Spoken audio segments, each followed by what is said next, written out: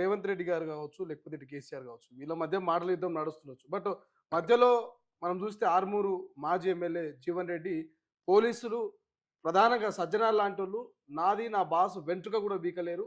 కావాలనే పోలీసులు ఇవాళ ఒక రాజకీయ నాయకుల్లాగా ప్రవర్తిస్తున్నారని ఒక కామెంట్ చేశారు. సో ఎవడెవడు జీవన్ రెడ్డి మీద ఏమైనా కామెంట్ చేస్తారా? ఆర్మూరు మాజీ ఎమ్మెల్యే జీవన్ రెడ్డి మీద. ఎవరనగా మహిళలను మోసం చేసి సినిమా ఇండస్ట్రీ ఆడపిల్లలను మోసం చేసి బ్రోకర్ పని చేసిన జీవన్ రెడ్డి గారి గురించి నన్ను అడిగండి. గా లుచ్చ గారి గురించి నేను మాట్లాడుతున్నామే. వాడు థర్డ్ క్లాస్ నా కొడుకు. వాడు ఒక బ్రోకరు.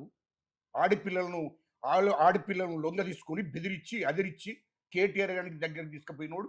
వాడు బ్రోకర్ గాడు జీవన్ రెడ్డి గారు మాట్లాడితే కూడా నేను మాట్లాడుతున్నామే. వాడు చాలా మందిని వారి మీద కేసులు పెట్టి వారికి జైలుకు పంపించేది ఉంది. తొందర పడకండి. వెంట్రుక కూడా పీకలేరు. సజ్జనారైన పోలీసుల లాగులో తొండలు ఇడిస్తాం, పింకు బుక్కులో రాస్తున్నాం, మేము అధికారంలోకి వచ్చినాక ఎక్కడికి పోయినా వదిలిపెట్టమని చెప్తున్నాను. నేను ఆర్మూరు జీవన్ రెడ్డి గారు ఒక బ్రోకర్ గారు.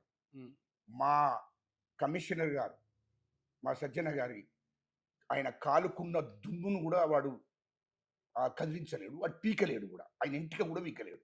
వాని గురించి మాట్లాడు బంద్ చేయండి మీరు కూడా మీడియా. ఎందుకంటే ఇంకా బ్రోకర్ గాడయ్యా, మంచోడి గురించి మాట్లాడండి. వాడు జీవన్ రెడ్డి గారు అన్నట్టు, ఆర్మూరు జీవన్ రెడ్డి గారు అన్నట్టు ఒక బ్రోకర్. వాడు చాలా మందిని హత్య చేయించాడు.